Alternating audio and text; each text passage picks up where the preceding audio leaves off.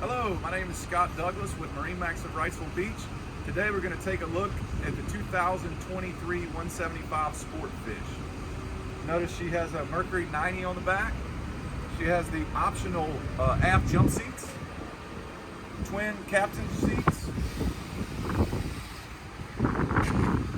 battery switch located here. You've got the little flip down foot bar, the SmartCraft gauges here, and you have a little glove box waterproof here as well. Notice I'm standing under the tan Sunbelt vent top. And moving forward, you've got a nice cooler seat and backrest here.